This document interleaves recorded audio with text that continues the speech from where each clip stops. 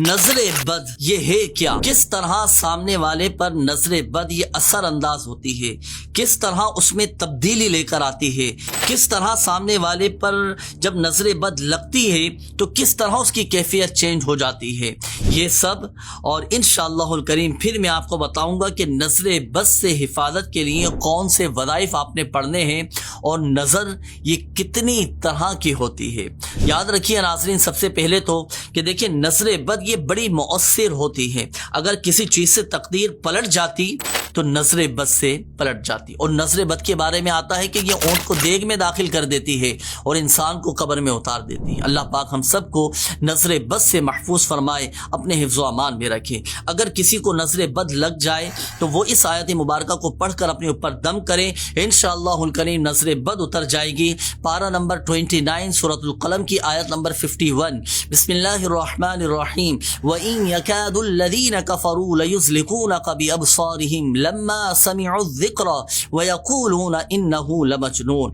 یہ آیت مبارکہ یہ آپ یاد کر لیجئے، اور اس کی خصوصیت یہ ہے کہ حضرت حسن بصری رحمۃ اللہ تعالی علیہ نے فرمایا کہ جس کو نظر لگے تو اس پر یہ آیت پڑھ کر دم کر دی جائے۔ اسی طرح ناظرین بچوں کو بھی نظر بد لگ جاتی ہے، بچوں کی بھی کیفیات تبدیل ہو جاتی ہیں۔ اگر بچوں کو نظر بد لگ جائے تو پھر آپ نے اس وظیفے کو پڑھ کر دم کرنا ہے۔ بچوں کے لیے خاص نظر بد سے حفاظت کا یہ وظیفہ بھی آپ نوٹ کیجئے گا۔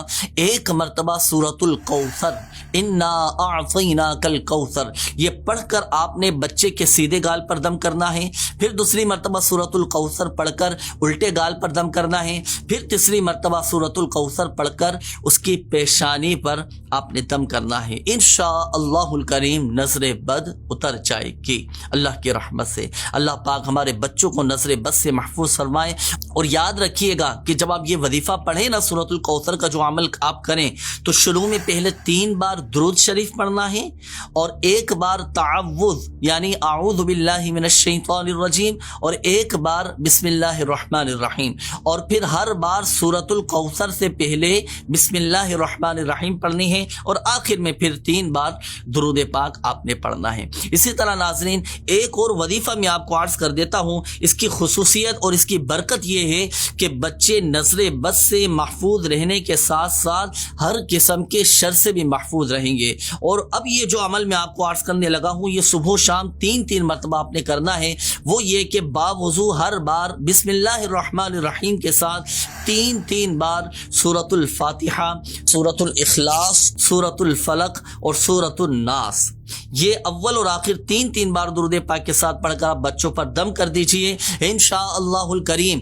بچے نظر بد لگنے اور ہر قسم کے شر سے محفوظ رہیں گے۔ اور یاد رکھیے گا کہ یہ عمل صبح و شام یعنی دن میں 2 بار آپ نے کرنا ہے۔ اب آئیے نظر بد سے محفوظ رہنے کے لیے کچھ خاص ٹپس میں آپ کو بتاتا ہوں۔ عموماً آپ نے دیکھا ہوگا کہ نظر بد سے بچانے کے لیے عام طور پر کئی گھر کے افراد ایسے ہوتے ہیں کہ جو بچے کی پیشانی پر ٹیکا لگا دیتے ہیں، کوئی ہاتھ پر ٹیکا لگا دیتے ہیں، کوئی سینے پر ٹیکا لگا دیتے ہیں۔ تو اس کا دیکھیں صحیح طریقہ بیان کرتے ہوئے مفسر قرآن مفتی احمد یار خان نعیمی رحمۃ اللہ تعالی علیہ فرماتے ہیں، حضرت عثمان غنی رضی اللہ تعالی عنہ نے ایک خوبصورت، ایک بڑا صحت مند تندرست بچہ دیکھا، تو عثمان غنی رضی اللہ تعالی عنہ نے فرمایا کہ اس کی تھوڑی یعنی چہرے کا جو سب سے نیچے والا حصہ ہے نا، اس میں سیاہی یعنی کالا ٹیکا لگا دو تاکہ نظر نہ لگے۔ تو بچوں کی تھوڑی پر ایک کالا ٹیکا لگا دینا چاہیے، کاجل کا، سیاہی کا، تو اس سے فائدہ یہ ہوگا کہ بچے نظر بد سے محفوظ رہیں گے۔ اب آئیے ناظرین، اب میں آپ کو وہ باتیں عرض کرنے لگا ہوں کہ جب